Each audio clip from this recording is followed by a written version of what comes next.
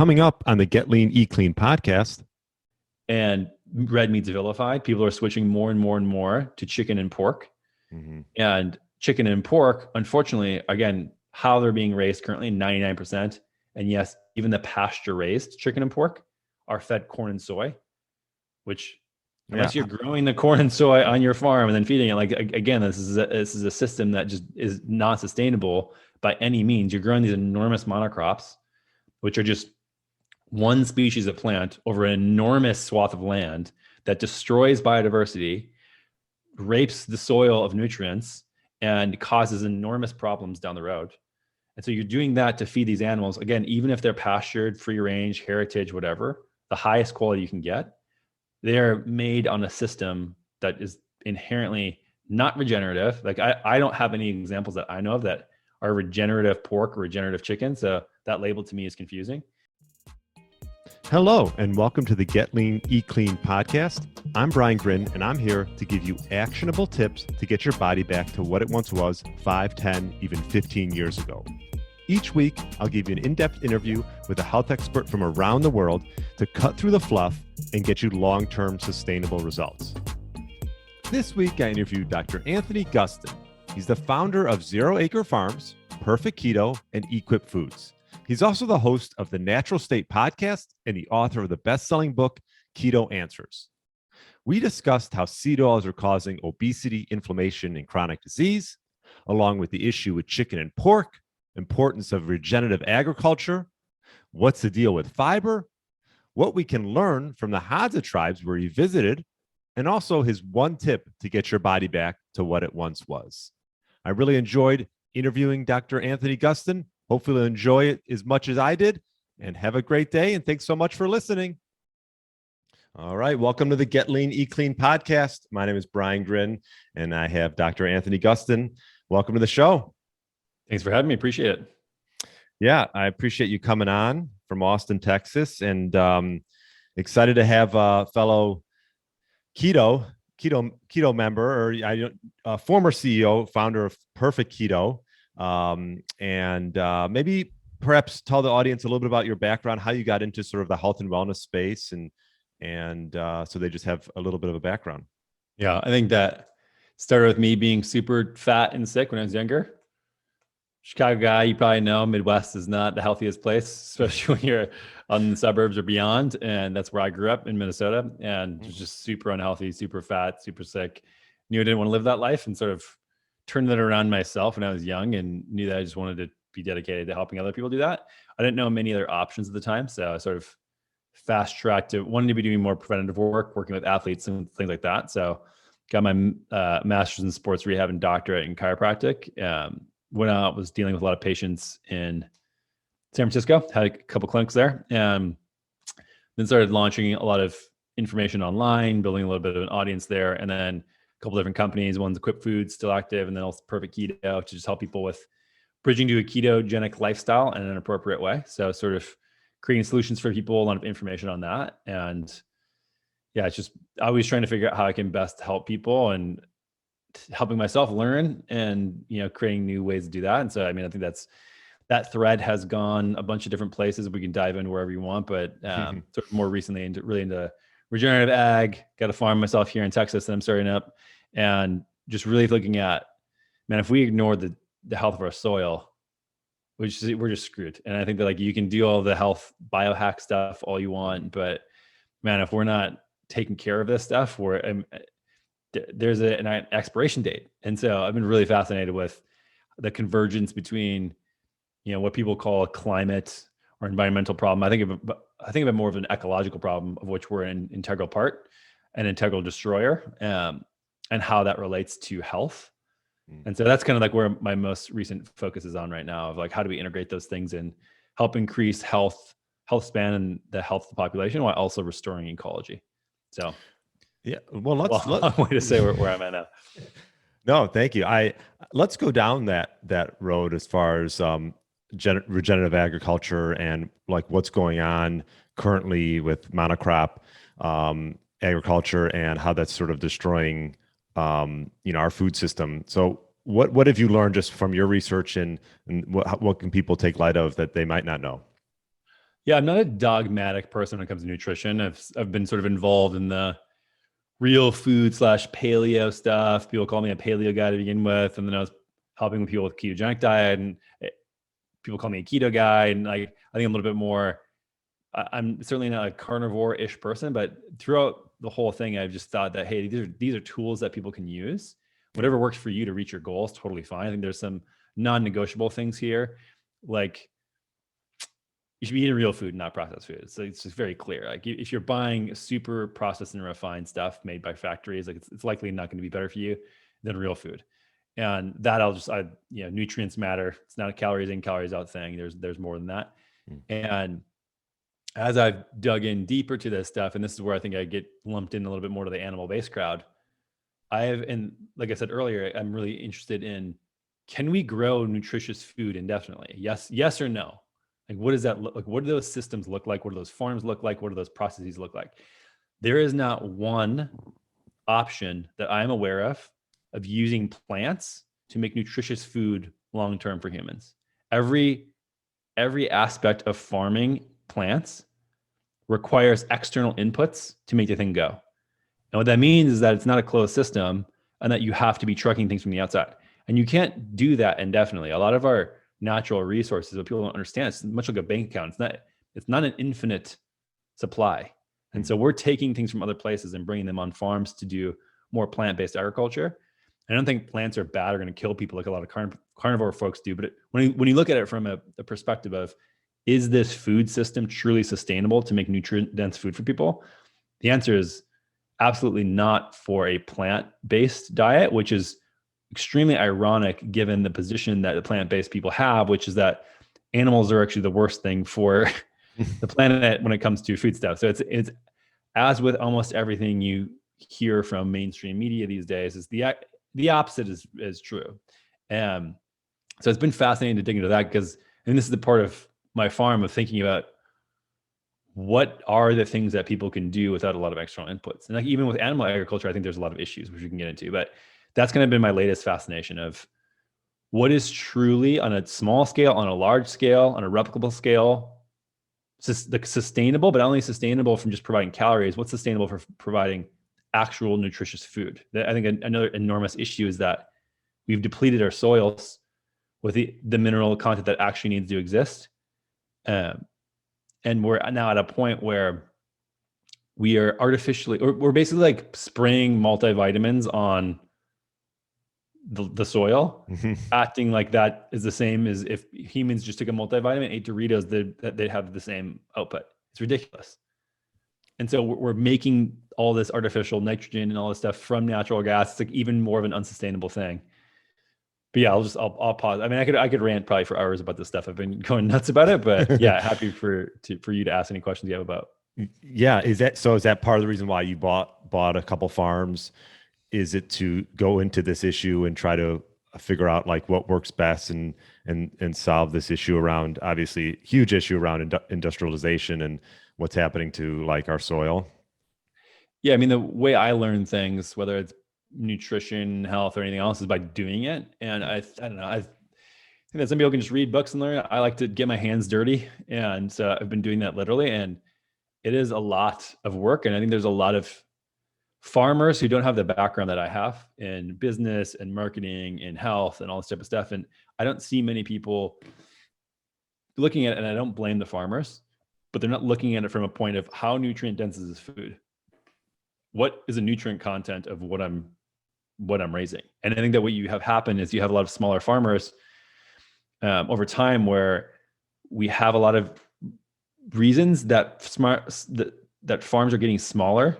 As large farms and ranches, family farms are broken up into smaller parcels and subdivided, land cost is going up, more fences are going up, and we have smaller and smaller plots to grow food. As that's happening and red meat's vilified, people are switching more and more and more to chicken and pork. Mm-hmm. And chicken and pork, unfortunately, again, how they're being raised currently, 99%.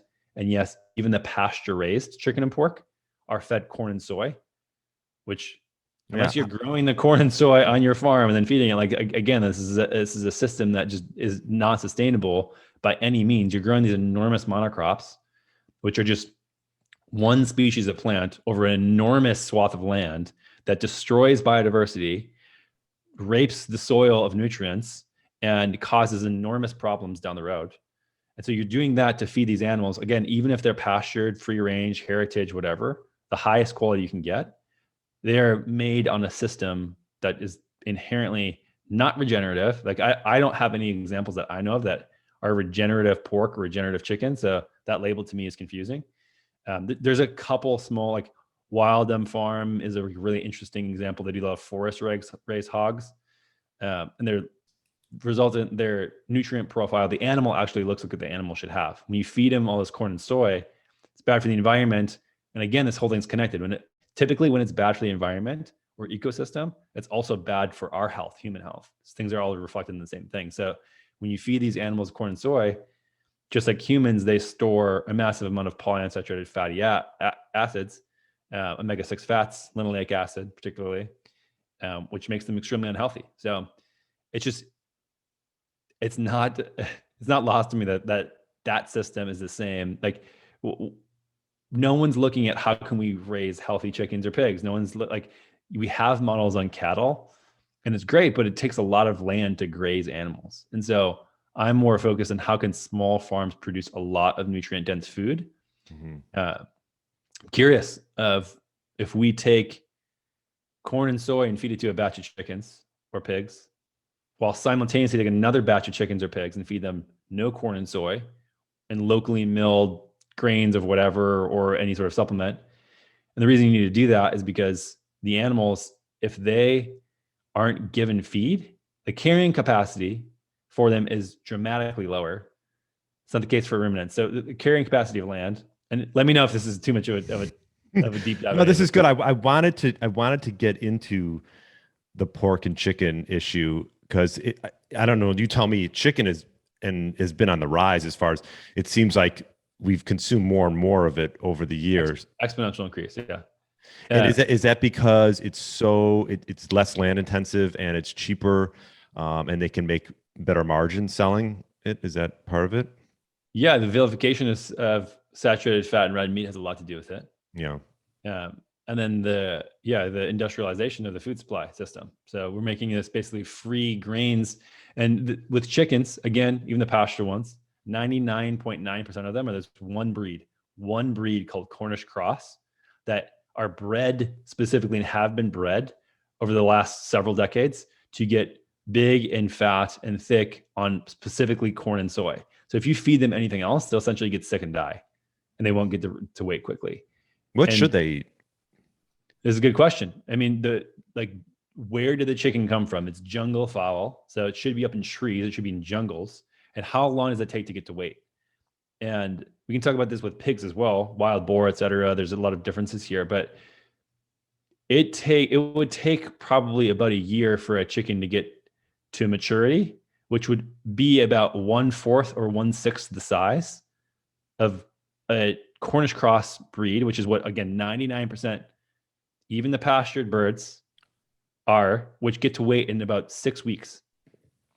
And so and again, 6 times larger than what you would get out of a normal chicken. And again, it is not the farmer's fault here. So don't go say, oh, these people are misleading us.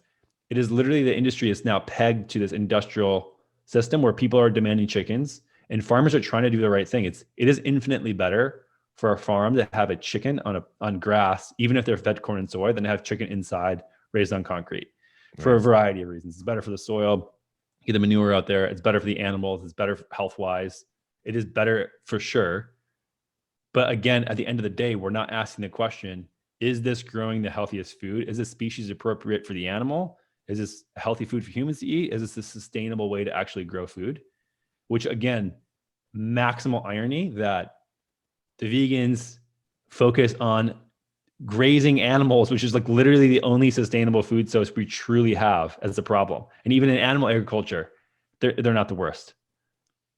So would you say right now, until things change, you should probably avoid pork and chicken altogether? I think the best thing to do is, if you want pork and chicken, to talk to local farmers and ask them to do corn-free, soy-free, and ask them to test their fatty acid levels, because I think that will help start to get the movement of people switching to corn-free, soy-free blends and starting to use more organic / locally milled grains. And I think that, like, for example, Wildom Farm does a lot in, like, they use a lot of whey, for example, to feed the pigs, which is what company is this? Wildom, called Wildom. And they're the only company that I know of, a farm that they're in Maryland, that has produced a pig with species appropriate linoleic acid levels. And they do it by, like, they basically let them forage in the forest and then supplement them, because you need to get the pigs to weight. If you were just to have a truly free ranging pig, you would likely need, so carrying capacity is, like, if you have a plot of land, 100 acres, say, you only have so many animals in that plot of land before the ecosystem will be degraded, and then you start reversing the population. But there's sort of like this equilibrium that you get. And for hogs, like, it's different per region, but that's probably like 30, 40, 50 acres per head. And so if you have an 80-acre farm, I think that's what theirs is. What, are you raising 3 hogs a year? It's ridiculous. And this is what wild hogs do, the same thing. They roam all over the place. And so you have to bring, if you want to raise these animals in a smaller operation, which you need to actually grow food effectively. I mean, look outside anywhere, like the fences, roads, et cetera. You can't just, like, we can't rely on wild animals anymore, unfortunately. But they use whey from, like, a local dairy mill that they have all this extra stuff. And so I think, like, using food waste intelligently to feed animals is actually a great thing, especially when it comes to chicken and pork. But yeah, I mean, I think that, like, by far the best thing you could do to support that is, instead of just avoiding it and voting with your dollars, ask the farmer. Like, I built a little website, go to, I think it's farmsnearyourhome.com. And it's, again, beta version now. So if there's some hiccups, don't get mad, but there should be several thousand small farms there. So go there, put in your address, it's 100% free, and then find your local farm and go talk to them and see what their operation's like. Yeah. And ask them to do something different. There's a farm 45 minutes west of me that I go to and get raw milk. And they have a lot of other things, but, you know, even in Chicago, you can find places that some local farms and ask and go to the farmer's market and things like that. Why don't we touch a little bit on seed oils? I know I see you post quite a bit about seed oils, and you just talked a little bit about them during a presentation you did. Maybe touch on the issue we have with seed oils as far as linoleic acid, and how that's just pretty much in almost every food you see out there. Yeah. So the question is, what is a seed oil? And that this definition is different depending on who you ask. Seed oil, in my mind, is anything that you're taking something that people generally do not eat, humans can't digest, and you're using massive machinery and refinement to crush it into a fat. And man, so cottonseed, corn, canola oil, rapeseed, grapeseed, sunflower, safflower, soybean, rice bran, like, these are all typical seed oils. There's some ambiguity then of, like, what about olive oil? Well, technically it's seed oil because they're pressing the pit. What about avocado oil? Technically it's a seed oil because they're pressing the pit again. What about palm oil? Well, that's technically a fruit oil, but there's some major environmental issues there. What about coconut oil? Well, again, it's a fruit oil, so it's a little bit different. But the main reason why these are bad is not even just the machinery or the refining process. For example, if you take a coconut and put it through this same process, because the fat's so saturated, it's stable and there's no issues with it. It's the unstable omega-6 fatty acids, linoleic acid in specific. So when you think about protein, there's a bunch of different amino acids that make up protein. And the same thing with fat, there's a bunch of fatty acids that make up fat. And there's one in particular that it's totally fine if we get it in regular small amounts, small, like low single digit, under 5%, under 8% even. I would say under 5% for sure of a food, of the fat in a food being linoleic acid, totally fine. But when we eat species inappropriate amounts, just like with anything else, you can literally drink too much water, you get hypernatremia, you can die. The same thing here is when it goes out of the species appropriate bounds, you start getting a lot of wonky processes in biology. We used to eat, 1 to 2% of this. These oils and fats now make up over 20% of the average American diet. And so we went from 0% of these fats, and we got them naturally in things like, animal fats will have typically 1 to 2% fat. Like tallow from a head of cattle will be like 1 to 2%.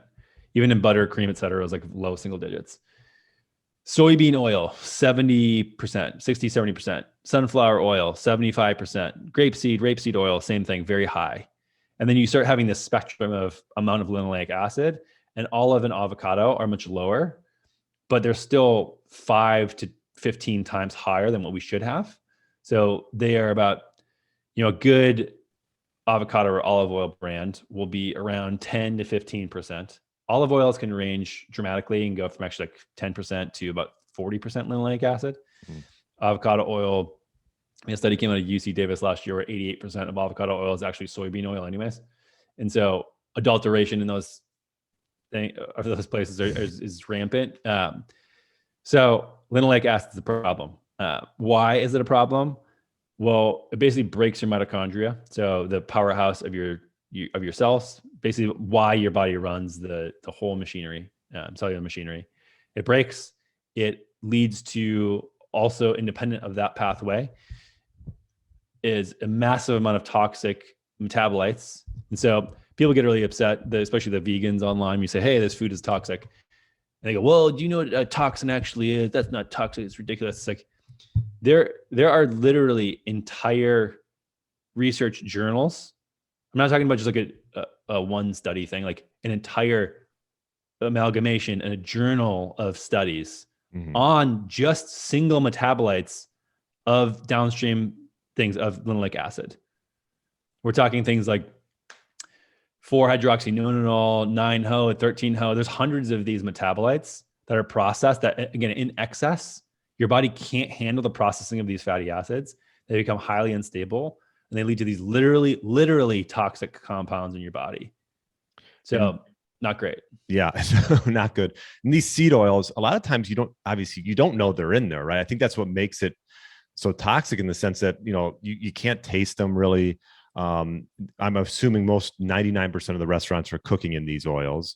And then at high heat, that's not good either, right? It causes oxidation and inflammation and things like that. So is that the main issue? Would you say that the fact that people are cooking in these oils, and then also, like, why is it somewhat of a preservative, these oils, in the sense, because like you'll buy something that you think's healthy, and then like one of the ingredients is like safflower oil. You're like, why is that in there? Is it somewhat of a preservative, or is it just no? Okay. Yeah. So, I mean, the thing about the taste, like you said, it's sneaky. We have a built-in mechanism actually to detect when fats go rancid. It's called our nose. And so when fish goes bad, and this sort of like rotten fish smell, you smell? Yeah. Mm-hmm. Everyone's smelled that before. Rotten seafood. Yeah.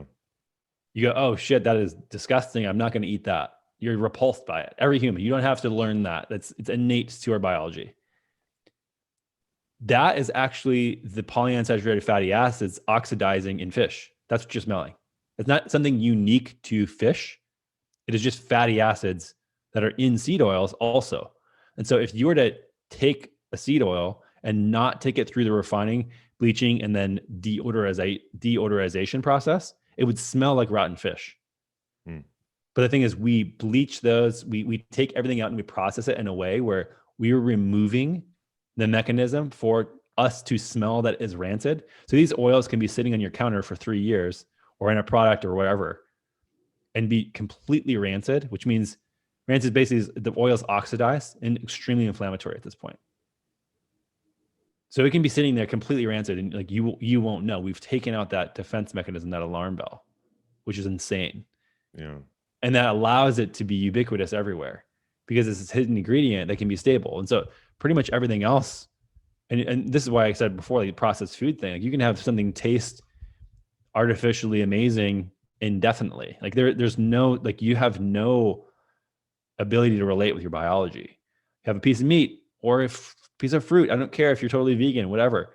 If it is out and it's getting moldy and gross, you go, oh, this is not, like, I can tell with my eyes and my senses and taste and smell, This is not something I should eat. When you start processing food and get to this point, you remove those mechanisms, and we have no way to tell anymore if a food's bad for us innately, which is challenging. But yeah, it's in pretty much literally every single packaged food at high amounts, every single restaurant food that you have. Like, story I tell often is that I went to a restaurant in Austin, I think it was like last year, the year before. I think I saw New this. hip little cafe. Yeah. And I literally could not eat one thing without seed oils. They refused to make anything without oils. Really? Even this, hey man, can I get a steak? Nope, marinated in canola oil. How about you fry an egg with butter? Only have oil. Why are they marinating it in canola oil? It's a great question, because they have some sauce they want to do. They prepare everything ahead of time, right? And so everything is always made with this super cheap industrialized oil. Even the super nice, fanciest restaurants you'll go to, like, this is a really nice restaurant that I'm talking about. This isn't some like dive place that cafe in the middle of nowhere. It's like downtown Austin, brand new hip restaurant. Couldn't eat a literal single thing on the menu. What about a salad without dressing? No, we pre-dress our salad. Every single thing. I went down the entire menu. My fiance was laughing at me, calling me a freak, but it's fair. It's fair criticism. Yeah, it's sad. And would you say that for most individuals, the best way to take it to, I guess, be proactive is to just cook for yourself? Obviously, I mean, I think if anything from the whole quarantine that we could take from is the fact that, I mean, at least my wife and I, we cooked for ourselves every day and night, and we're not cooking in these oils. What I guess on that standpoint, what should people be cooking in? Not this stuff for sure. I mean, you say, can people cook in avocado oil if they know the source and it's organic? Like, because I've heard, obviously organic oil can stand higher heat, or coconut oil, it's more stable. Are those good options, or would you just say like ghee or tallow? Yeah, I want there to be as many options for as many people as possible. I'm not a dogmatic person. I don't think people should only be eating animal products. If you don't want to do that, that's totally fine. Coconut's better than avocado in my mind. Okay. You can even get, like, for example, the refining process is misleading. So you can get people who go, I don't want to eat coconut oil because it tastes like coconut and everything tastes like this tropical thing. I don't like that. Well, if you get refined coconut oil, all they basically do is, like, the refining process is like they just put it under heat and have steam come off, and then the volatile compounds get released, so it doesn't taste like the coconut oil anymore. There's nothing bad with refining the coconut oil, and then it doesn't taste like coconut anymore. It's a neutral fat to cook with. You can do that also with palm. There's just, if it's RSPO palm, responsibly sourced palm oil, then you have to deal with all of the ecological problems there. But yeah, I mean, again, it's a sliding scale here of the amount of linoleic acid in the food, and you can just Google and you can find it. Again, it should be low single-digit percentages. And so coconut oil, I think, is like 1 to 3%. Palm oil can be higher depending on how it's refined. Yeah, avocado oil is better than canola oil. Butter is like 1 to 3%. Tallow is 1 to 3%, and that's, again, what you want. Coming from the keto days, I just saw a lot of people also just unnecessarily eating too much fat. Like, I don't think people probably need to eat even close to as much fat as they should be eating. And like, this is reflected, I think, in like truly grass-fed, grass-finished beef or wild animals. I go hunting, deer, elk, or anything like this. Like, these animals are so lean, and there's very few animals who are extremely fatty that we've eaten over our health span as humans. And I think, like, when you have that, it's very much in places where survival is completely necessary. Arctic, mammoth, walrus, etc. Right. Most people don't need an excessive amount of fat. I think that, yes, you can eat lower carb, and it's really helpful for people to switch against carbs because they've broken their metabolism and their mitochondria, again, I think, due to the seed oils, not because of carbohydrates. And so keto can be a phenomenal tool once you have a broken metabolism, but the metabolism likely was not broken due to carbohydrates. I think it's a huge misconception. Yeah. So you're pretty much saying that there's a rhetoric out there where people are just overdoing it when it comes to consuming fat, and, coming from the keto world, what was it like? It's like 75, 80% fat, some people will put in their diet. And I think it's the added fat. So even when people are cooking, it's like, okay, let's throw half a stick of butter in here. It's, I think, unnecessary. Right. Just because they're eating fat, I think they need to have an excessive amount of fat. And I just don't think that's the case. I think most people are generally overeating. I think they're not getting enough protein. They're having too much energy and not expending enough energy. Yeah. It's almost, I had, we talked, Dr. Ted Naiman, and, he has this protein energy thesis regarding, obviously prioritize protein. What would you say to the people who, I know, not that, I know you're not dogmatic, but like, I even get people today bring up like how, excess red meat can cause like colon cancer and things like that. And so they're bringing up studies that were done, and what would you say to those type of people? Just the people who are concerned about colon cancer from eating meat. Oh man, that's a rabbit hole where people have done much better work than I have on here. I obviously, like Paul is a good example. Paul Saladino is a good example, but from what I'm aware, these are massive epidemiological studies where people are just very unhealthy, and they're saying, "Oh, look, this person ate burgers, therefore, and it's like incredibly unhealthy, therefore that's causing this colon cancer." Like, there's been no direct. There's actually been. I don't have the study on hand. I can look it up and send it to you, but there have been several studies that have pointed to more fiber leading to more colon cancer than less. And then when you remove the fiber, actually, the incidence and treatment of a lot of these gut issues, including colon cancer, go down. So, yeah. I mean, again, like, do we think that we had a food that we've been eating for millions of years that would give us cancer early on? Like, this simple things that just blow my mind that people miss when it comes to nutrition. It's like, do we think that saturated fat, something, again, we've been eating for millions of years, gives us heart attacks early on? Do you think breast milk has high amounts of saturated fat would kill us? It just, like, it literally makes no sense to me. No, I totally agree. What about, I noticed you posted a little bit regarding getting back to linoleic acid, just a little bit. What about like walnut and a lot of the nuts and the seeds that have higher amounts of linoleic acid? Is that something that you just want to keep in mind and just not overconsume? Yeah, I mean, this is another thing of why would nature make foods that kill me? If linoleic acid's high in these things, why would nature make those? That's a good question. And I think the answer in my mind is these foods are extremely seasonal and extremely hard to acquire. Yet we're eating handfuls of them every single day, all year round, no matter what climate we're in.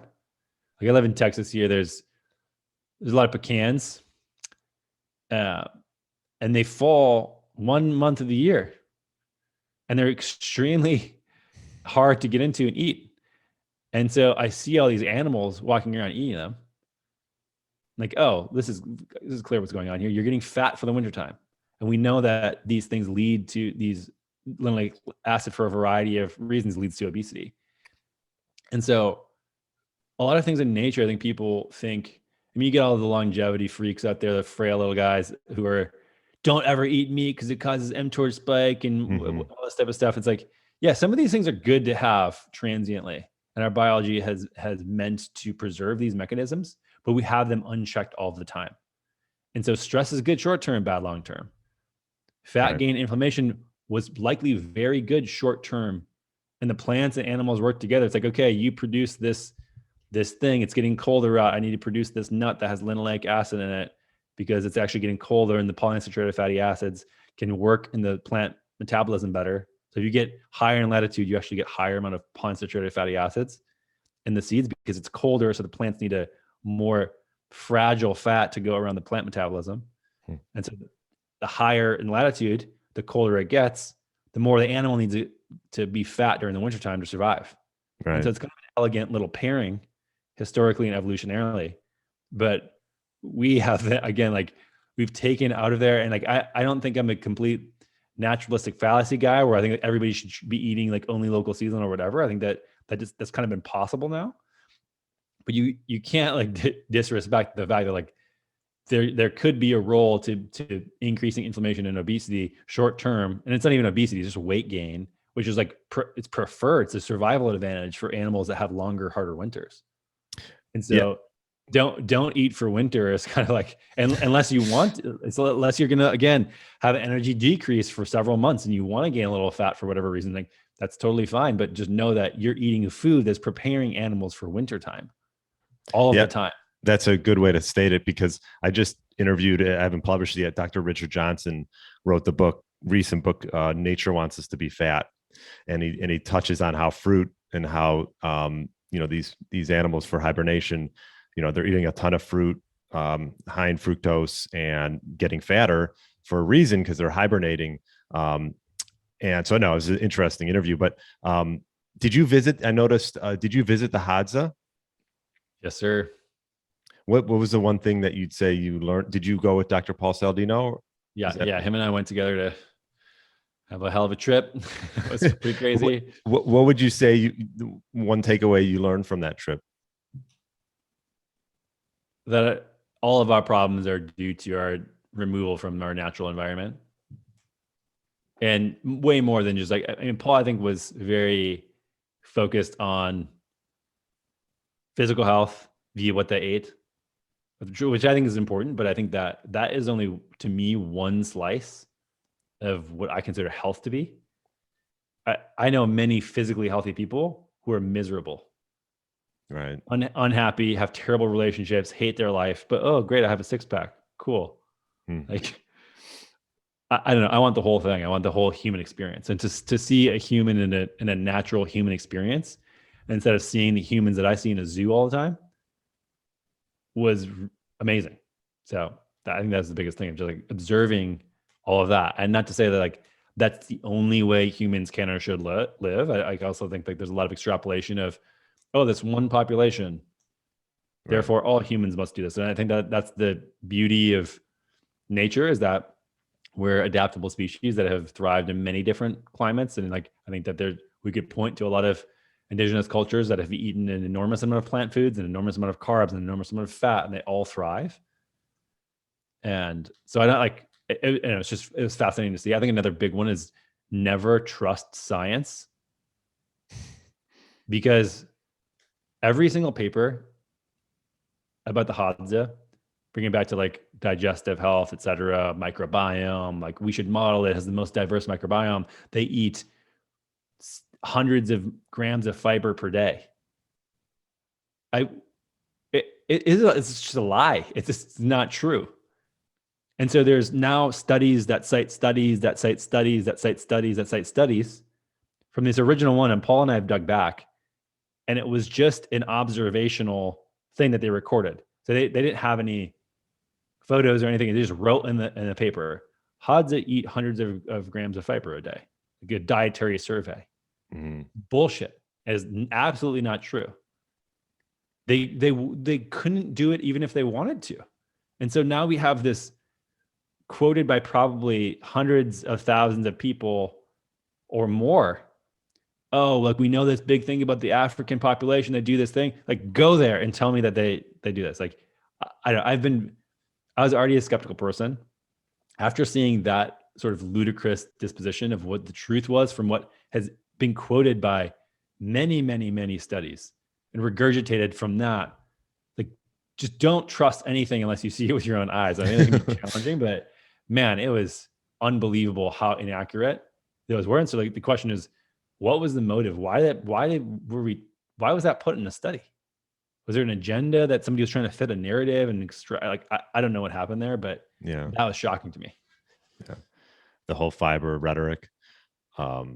Which again, I don't mean that to mean that fiber is even inherently toxic for people or whatever. Like you could probably find some cultures that ate a lot of fiber and whatever, but it's not true in this instance at all, even close.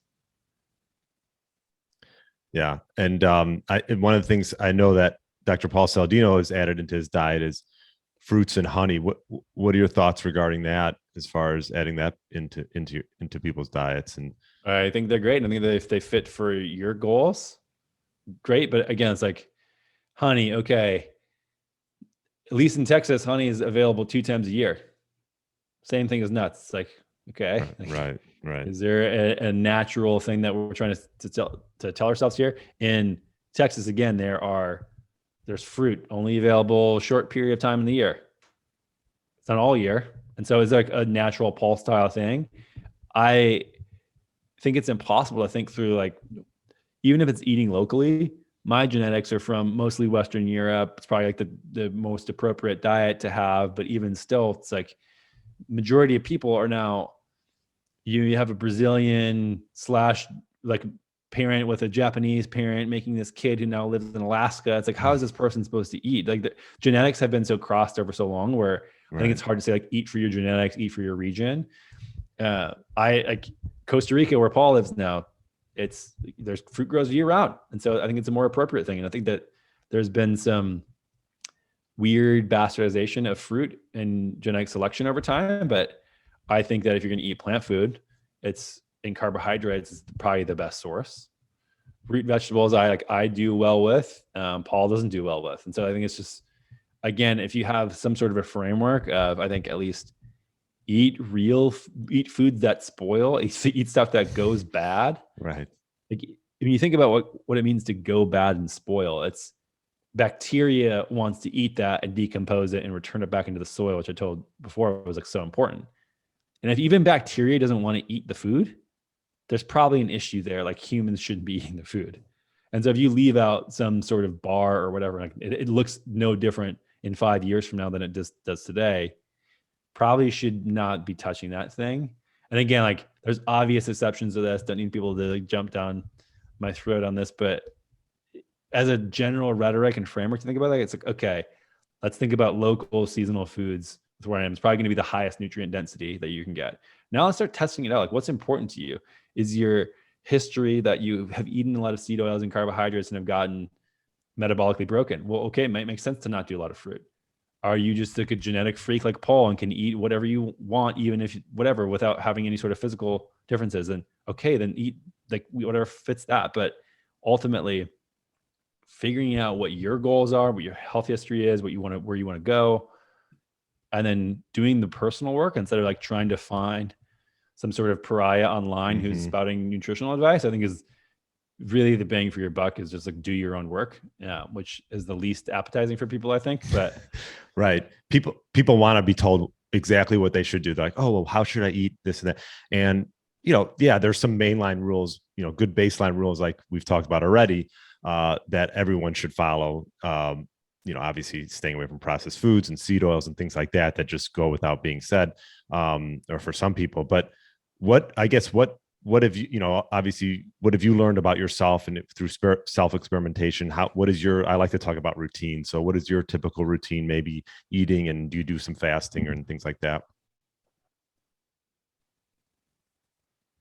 Hello, lost you for a second. Oh, okay. No, my question was, what's your routine like now, just through while you've learned through the years, for feasting and even for fasting and on a daily basis? Yeah, I mean, my situation's interesting. I've gone through a lot of mold issues lately. So a house I had in Austin didn't know I had a leak, found out, leak out all this mold. So I've been doing this extreme mold detox. Symptoms were crazy, by the way. I think this is an enormous problem that not enough people are talking about. Again, I think it's an unnatural environment thing. We live in these hermetically sealed boxes made of weird chemical based stuff and then have water running through them and it's really bizarre. Of course, problems are going to come from that. And so my diet has varied a lot over the last couple of years just to figure out what works best for this mold detox thing. So I'm sort of like myself starting from square one a lot. And I think I've gone lower fat, feeling way better. You eat more fat, your body's just recycling a lot of stuff. And a lot of the toxins, actually, the mycotoxins and stuff, stay in your fat. And so eating less fat. And I think here's a time where eating more plant foods makes sense, because if you're eating more plant foods, your body wants to excrete it. You have all this fiber. You want to get stuff out of your body. And if I want to get stuff out of my body, it actually makes sense to eat more plant foods. So I've been doing that a little bit more, but yeah, I'm still tinkering right now, figuring out. I'm not say like 70% better from the mold stuff, but still figuring it out. But how did you know you had it? Oh man, it's been a journey. A yeah. I mean, I think that for a while I thought I was like, what is going on? Like the symptoms creep up over a really long period of time. So it was like fatigue, joint pain, depression, brain fog. It's like I would need to like sleep at 10 a.m. like take a nap. And I was like, man, what the hell is going on? And like you don't notice because it's not like one day you're like this and one day you're not. It Right. creeps up over a really long period of time. Mm. And then it's like, got this sense of like, man, I can't focus. I can't articulate clearly. Like if I were to be on a podcast, no way, I would stammer. I wouldn't be able to focus. And it's like, I need to get some stuff checked out. And I had done quarterly labs for a while and I saw some numbers trending in the wrong direction, but it just didn't add up. Thought I had allergies here. I thought it was hormone stuff. So I'd leave Texas and I'd feel better. And then I'd come back and I'd feel like shit. And so a lot of times, like the allergies, especially in Central Texas, are brutal. So I was like, oh man, this is finally getting me like everybody else. And so I left and came back and stayed at an Airbnb just to A/B test. Like, is this valid? And I felt fine. So something in your place. So I'm assuming you moved right away.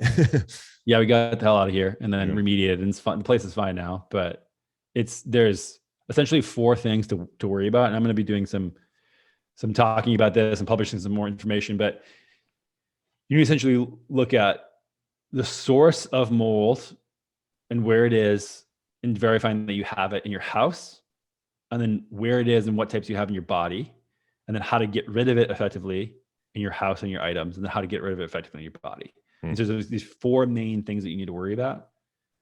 But there are people that do each one of them and no one communicates to anyone else. And 95% or 99% of people that do each one are completely misinformed and don't know what the hell they're doing. And so it's very challenging to get through this whole process. Yeah. Knowing what I know going through it has been a nightmare. I've worked with dozens of people and have had to do my own research, still not a lot of answers, and just a lot of trial and error. So I think it's like, it's a very new thing that people are getting on board with. And I talked to Dave Asprey about this. He's been talking about this stuff for a long time. And it's one of these things where I remember when I first saw him talking about it, and I thought he was overblowing it. It's like, oh, this can't be that bad. Whatever. Yeah, it's just this old thing. And then I experienced it, and this is the worst I felt in my entire life physically. And there's still such confusion of how to get out of it and get better. So I have extreme amount of compassion and empathy for people who have chronic disease and are firmly down the standard American diet rabbit hole, and they go to their doctor tells them, oh yeah, just take this medication. I don't know. And they have, like, they're not plugged into circles like you or I are, where it's like, for us, it's common sense. Like, oh, your environment, your diet, and these things, lifestyle things. But man, it's so defeating. And it just, like, the depression leads to more stress, which leads to more sickness. It's like this negative loop. Snowball.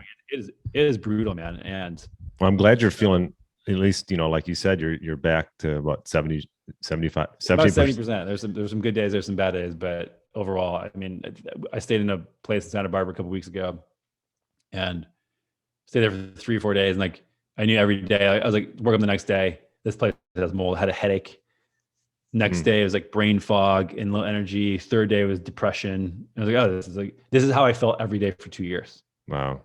So again, it sucks, and I don't wish this on anybody. And you just don't know. I mean, it's something like estimated that 80+% of homes in the United States have water damage and have likely some mold exposure. And so the question is, how much can your body excrete it? What is your other lifestyle habits like? Does your cup just start overflowing, basically, and then you start getting sensitized to everything in your environment? Because you can have people where it's 2 people in the same house living together, and one gets sick and looks crazy compared to the other person. And for better or for worse, my fiance, she also had symptoms, and so we were in this together, and it was something where we were able to understand each other. But I could see why, if somebody's like, no, this environment's making me sick, and the other person feels fine, how that would be a really tough thing to navigate. Yeah. Well, I'm just curious, was one of the ways to sort of remedy this or help it would be like some type of sauna, like an infrared or something, and sweat, and help you sweat a lot of the toxins out? Yeah. I mean, there's a variety of things you can do to be supportive. That's been certainly one of the things that I've done a lot. Yeah. Certain IVs, certain binders, but this stuff is, you can go too fast. So if you start liberating a lot of these mycotoxins and getting them out, trying to get them out of your body, but they're just circulating around, they can make you sicker. because they store in your fat and in your tissues. And so it's this long thing of like, you want to trickle them out over time and not have them all come out, because otherwise it'll just destroy you. And so it's a very individual approach. My fiance and I have had very different, we've had the same mold exposure, same mold in our body, same mold remediation of the house, but our getting the mold out of our body part, that fourth step, has been wildly different. We basically respond to the exact opposite things at different rates too. So this again is why it's so complex and really challenging. Well, we could probably do a podcast on that alone.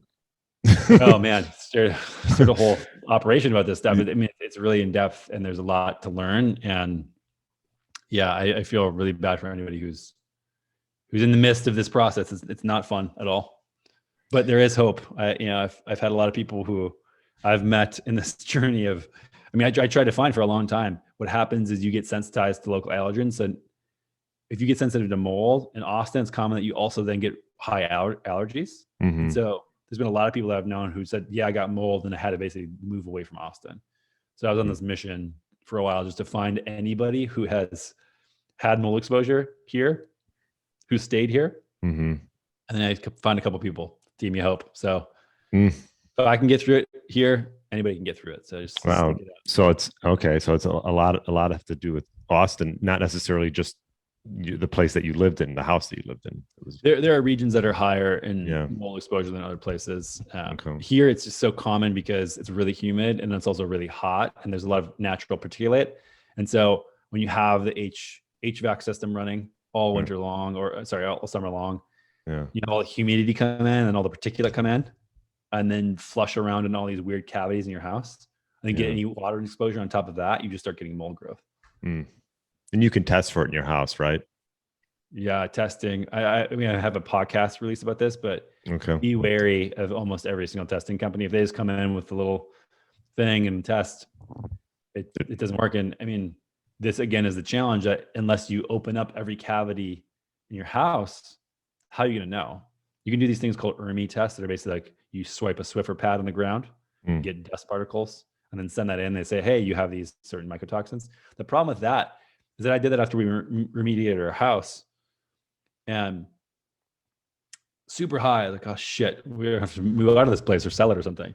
And then I went outside. I'm like, let me see here. Again, I'm a very experimental type of person.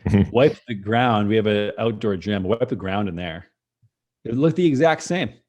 So okay, now it's not the problem in my house. Like, this is just the environmental.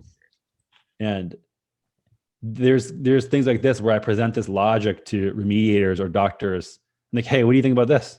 And their brains explode. Like, they don't know how to conceptualize that their test that they rely on to tell everybody that they have a mold problem was outside. Well, yeah, like, why aren't you getting a baseline for outside? Right. And this is the type of maddening stuff that happens when you go through this process. There's like 5,000 examples of things like that have happened where I just asked the person, like, did you actually think through this logically and reasonably? But yeah, it's challenging. So like going through that while also being sick and not being able to think well. Yeah, it's tough. Well, we could definitely keep going for another hour, but we'll cut it from there. I'm glad to have you on. I guess maybe if you want to give the listener maybe one tip. I know we've had a ton of different tips, but I like to ask this to my guests. One tip to help, let's say someone's in their 40s, 50s, 60s, and they want to maybe get their body back to what it once was, to when they were in their 20s and 30s. What one tip would you give that individual? Ooh. Can I cheat and give two? All right, I'll let you give two. Okay, so first one is just go support your local farmer and eat, know where your food comes from and do that. But second is, like I said before, just don't buy what anybody's selling overall. Don't listen to the influencers online. This is your own path. Look down to where your feet are, where you came from, where you want to go, and chart your own path and learn from what's possible with these people. But you are in control, and likely what anyone else did is not going to work for you. Just take ownership and do your own thing. Love that. Yeah.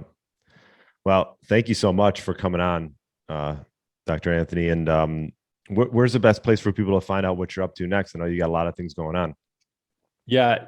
I'd say just Google my name, Anthony Gustin, whatever you want to follow, Twitter, Instagram, newsletter, podcast, it'll all come up. So whatever works best for you. Send me a question if you got. And really appreciate you having me on, man. Yeah. Thanks so much, and have a great rest of your day. Thanks for listening to the Get Lean, Eat Clean podcast. I understand there are millions of other podcasts out there, and you've chosen to listen to mine, and I appreciate that. Check out the show notes at briangrin.com for everything that was mentioned in this episode. Feel free to subscribe to the podcast and share it with a friend or family member that's looking to get their body back to what it once was. Thanks again, and have a great day.